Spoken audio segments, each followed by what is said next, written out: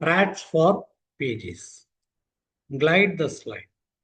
So I hope you people like the picture and the title.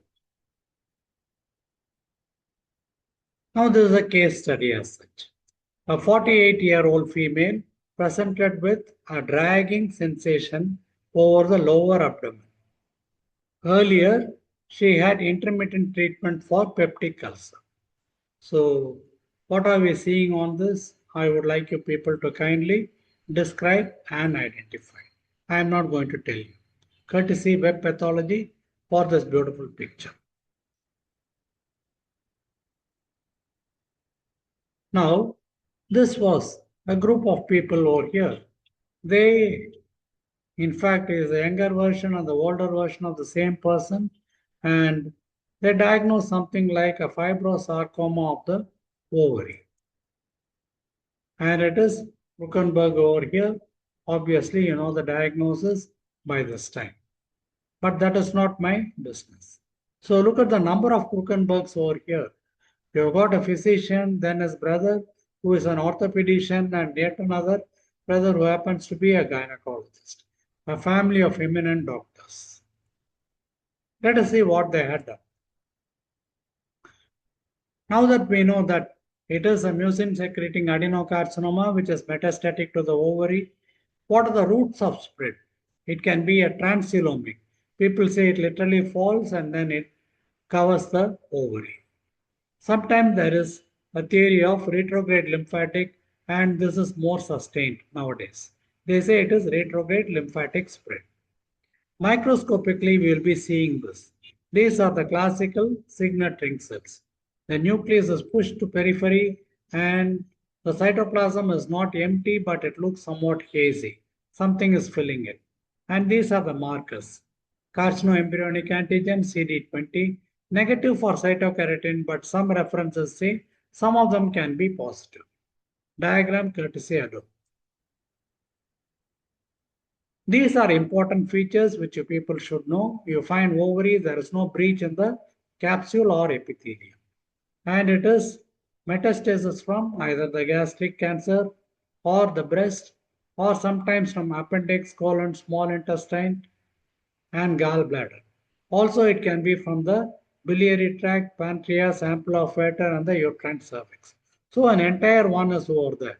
The report that I usually give is metastatic mucin secreting adenocarcinoma. Look for primaries elsewhere. This is why it is needed. So describe this one. It was an incidental case that I had seen. So hats off to this person, Frank Nettler. You would have seen him everywhere, drawing a diagram, sitting and doing it. Dedicated service. Nothing to beat it. Not even the chat GP. So you find that there is a case of a proliferating lesion and there is a bilateral mucin secreting adenocarcinoma of the ovary. So it is a Ruckenberg's tumor. So there is a theory of it, the malignant cells falling down to the ovary and there is a metastasis. Courtesy radiopedia, again I am finding that there is a bilateral enlargement, circumscribed lesion, and radiopedia has given this gross picture as well. I find that there is a tumor. And on cutting open, it is almost solid. But if you look carefully, there are some mucin filled minute spaces which are there. And secondly, you find the external surface is lobulated and the capsule intact. This is what exactly happened over here. And the original Krukenberg identified it something like a fibrosarcoma. It happened to us also when we cut open, it was like this. And the student was thinking it was a fibroma, wherein I was able to point out not even this much, there are small, minute cystic spaces. And this is reflected again in the slide. So you find multiple cystic spaces are there. Even at a low power, it can be evident, thanks to this reference. The controversies can be solved or created. So it is positive for mucin, Mayes, musicarmin, PAS, Alcian blue, and you find it can be positive for cytokeratin, epithelial membrane antigen, negative for inhibin and pimentin. Sometimes you find that there is a small proportion can be positive for cytotherapy. There is an elevated carcinoembryonic antigen, sometimes in ovary carcinogen antigen 125, CA125. So this is the lesion we had described.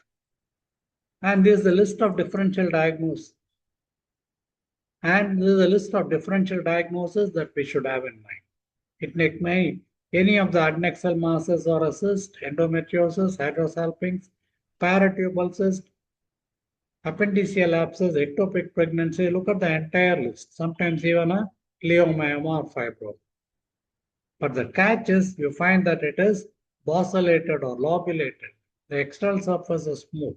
Cut surface will be predominantly solid and it is bilateral, more or less symmetrical. Sometimes you find that there can be glandular spaces also. So again, the list of tumors and the markers. Some of them have been given thanks to basic medical key. I would like you people to kindly go through and reinforce your knowledge. There can be bitter lessons. As I told you, there was once a tumor, the gynecologist opened up. It was looking very uniform and shiny. She thought it was a benign tumor, removed it, and it turned out to be a Kuppenberg's tumor. And on search, it turned out to be a primary gastric carcinoma. Life is a succession of lessons which must be lived to be understood. All is a riddle, and the key to the riddle is another riddle. I took this because I like this person very much, Ralph Waldo Emerson. Thank you.